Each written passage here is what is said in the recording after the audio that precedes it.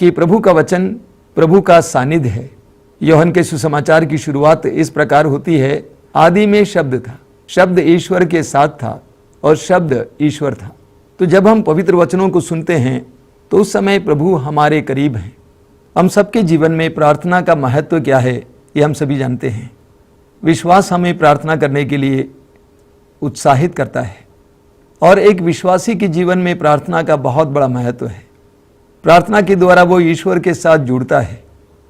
प्रभु यीशु ने लूकस के सुसमाचार के अध्याय 18 उसके वाक्य 1 से 8 तक प्रार्थना के महत्व के बारे में बताया है।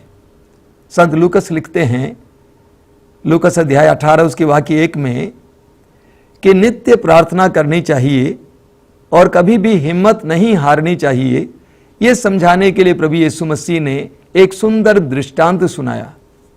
नित्य प्रार्थना करनी चाहिए, कभी हिम्मत नहीं हारनी चाहिए। तो प्रभु यीशु चाहते हैं कि हम लोग नित्य प्रार्थना करें।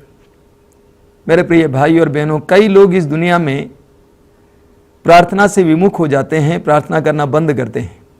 कई विश्वासियों से मैंने पूछा कि आप प्रार्थना क्यों नहीं करते हैं। उनका कहना है, हम प्रार्थना करते करते थक गए, अर्थात मांग मांग कर थक गए। सबसे पहली बात मैं आपको ये बताना चाहता हूं कि प्रार्थना कभी भी व्यर्थ नहीं जाती है। प्रार्थना कभी भी व्यर्थ नहीं जाती है। प्रार्थना का प्रभाव हम पर, हमारे परिवार पर पड़ता है, समाज पर पड़ता है। मैं आपको 2-3 उदाहरण दूंगा। 2 वर्षों से हमारे आश्रम में एक जवान लड़की आ रही है प्रार्थना सभा में।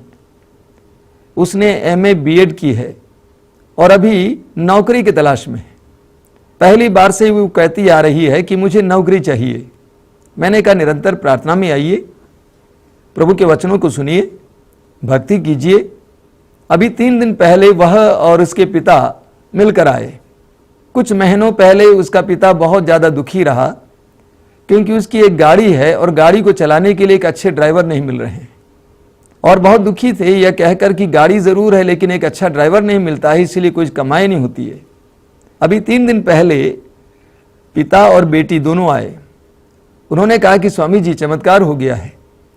हालांकि बेटी को नौकरी नहीं मिली है, लेकिन उनका एकमात्र बेटा जो शराब का, नशे का शिकार था, प्रतिदिन गांजा पिया करता था, उस लड़के को प्रभु ने परिवर्तित किया है और आज वही गाड़ी चलाता है। उसके पिता ने कहा कि मुझसे ज़्यादा वो प्रार्थना करता है, प्रभु पर भक्ति करता है। गाड़ी चालू करने से पहले ही वो प्रभु का नाम लेता है और जहां कहीं भी जाता है प्रभु के नाम पर जाता है। इतना ही नहीं, लड़की की मां गंभीर रूप से बीमार थी, प्रभु ने उसको चंगा किया। मेरे प्रिय मित्रों, हमारी प्रार्थनाएं व्यर्थ नहीं जाती। एक और सुंदर उदाहरण देता हूं। कई साल पहले की बात है, आश्रम में एक बहन आया करती थी, उसका नाम है सुशीला। अब सुशीला का पति ट्रक ड्राइवर है, बहुत ज़्यादा शराब पीता है। इसलिए सुशीला यहाँ पर आती थी यह प्रार्थना करने के लिए कि प्रभु मेरे पति को शराब के नशे से छुड़ा दीजिए। कई साल तक वो आती रही। उसके पति का शराब का नशा तो छूटा नहीं, लेकिन उसके परिवार में एक बहुत बड़ा चमत्कार हुआ। सुशीला की एक बेटी थी 5 साल की, जो कभी बोलती नहीं थी। सुशीला पति के लिए प्रार्थना करती थी, लेकिन प्रार्थना का असर उसकी बेटी पर पड़ा, और वो बेटी जो कभी बोलती नहीं थी, उसकी जुबान बंद थी, वो बेटी बोलने लगी और आज वो स्कूल में पढ़ रही है। मेरे प्रिय मित्रों, प्रार्थना कभी व्यर्थ नहीं जाती है।